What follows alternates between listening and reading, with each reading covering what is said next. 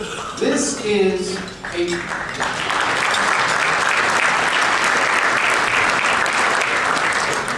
a circumstance that's being faced by many states in this country. The state of California has alerted 20,000 teachers and support staff that they may be laid off. The state of Vermont has made it clear to those who benefit from subsidized health care that their out-of-pocket costs will increase. The state of Maine has threatened to cut all out-of-pocket costs to those who benefit from health care. The states of New Jersey and Florida have cut their budgets considerably.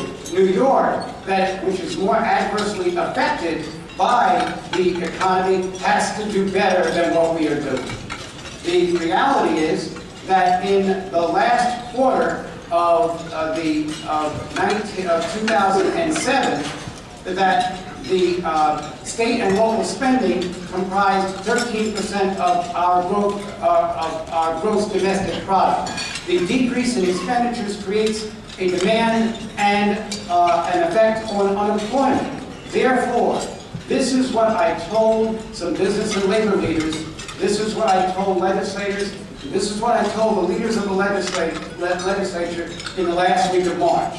In the last quarter of 2007, we did not receive many taxes from our 20 largest taxpayers, corporations, and banks.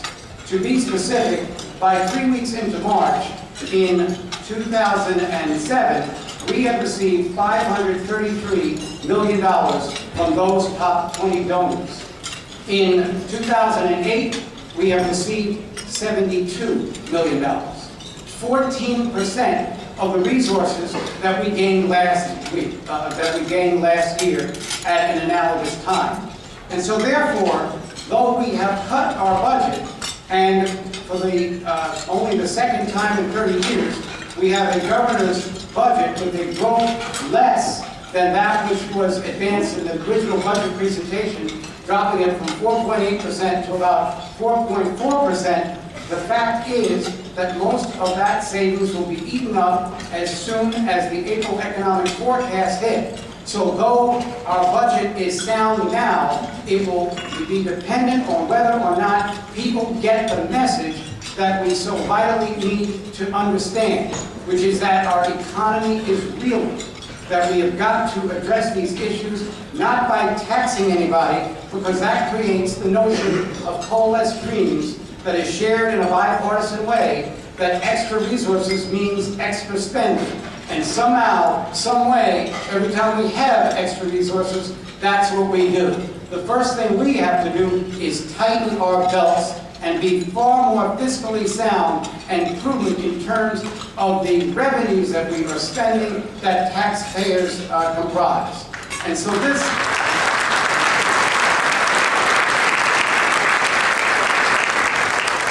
is a difficult concept for many of my colleagues to endure, because they had already set their budget priorities 2 weeks before the budget deadline. But this is where government has got to respond more quickly. You don't need 3 straight months of a private drop in unemployment plus 6 months of evaluation to know that we're in a recession. You can feel it every place you go. 80,000 jobs lost, reported last Friday, staggering unemployment, continuation of problems that we are going to have to address. Fewer homes being sold, property taxes not coming in the way they had before. In last week's Economist, in an article entitled on April 3rd, Turn the Lights Out, they talk about these issues all over this country, that now 17 states have already cut their budgets. More people in this country are living in states that have deficits than prior. The National Governors Association estimating that 30 to 40 states will have to cut their budgets this year. So the outlook is clear, but the message has to be taken. Now we have to remember how this great metropolis, how this great New York that we live in got the way it got in the first place. In 1820, when our national population was about 20 million people, and New York's population about 600,000, we were about 3% of the national population. all of the eastern seaboard cities basically accounted for their proportional share of economic development. So Philadelphia, who had 2% of the nation's population, did 2% of the business. Charlotte, North Carolina, 1% of the population, comprising 1% of the country's economic development. Well, everyone knows the story of Clinton's Ditch, and of course, between 1820 and 1840, New York changed its whole economic face with the building of the Erie-Lackawanna Railroad and the establishment of the Erie Canal. Because of those great movements that were taken by those who were foresighted in that particular time, the interesting fact is that New York grew to generating 47% of the economic development of this country came from the greater metropolitan area, basically New York City. And the population rose from 3% to 11%. The people moved where the jobs were. Now the people are moving away. One of the interesting aspects of rising to become governor of this state is that I got to hear from people I didn't know since I was a child. The ones I owed money had contacted me a lot sooner. But I heard from a friend of mine who I went to primary school with, Randy San Antonio. He told me he moved to Dallas, Texas, 20 years ago. I heard from another friend of mine, Randy Watts. He moved to Reno, Nevada. I had a friend when I was at Syracuse. We were in a skills training for blind students program where they taught you how to go to classes, how to use the library, and they taught you mobility. I remember one day they sent us to find this street in Syracuse called Marshall Street, and we're walking along, we find this sign, we can't read it, so since he was bigger than me, he held me up and I read the sign to him. His name is Marvin Lee Simmons. Well, he said he's working in Lower Manhattan. I said, great, Marvin, maybe we'll get together on the weekend. He said, well, I don't live in New York, I live in Western Pennsylvania.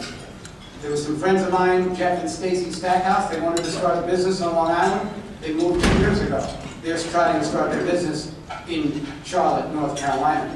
The fact is that 28% of college graduates from Long Island are leaving the state. 30% of college graduates from upstate are leaving the state to places like South Carolina, to Nevada, to even parts of California, New Mexico, Arizona, Florida, looking for opportunity. And that's what they all told me. They couldn't pay the taxes, since the combination of state and local taxes impacts on a New York citizen greater than any other, and they couldn't find opportunity right here in this state that all of us love. And they love it too, but they feel that they had to move to a greater horizon.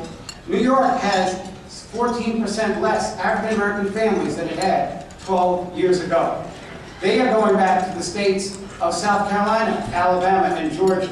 If you add those 3 populations up, it's 15% less than New York, but there are 3 times the businesses owned by African Americans in those states that we have here. African Americans comprised 8% of the pre-approved procurement contractors in 2004 and got 0.66%. In other words, 2/3 of 1% of the contracts. For Hispanic Americans, it was worse.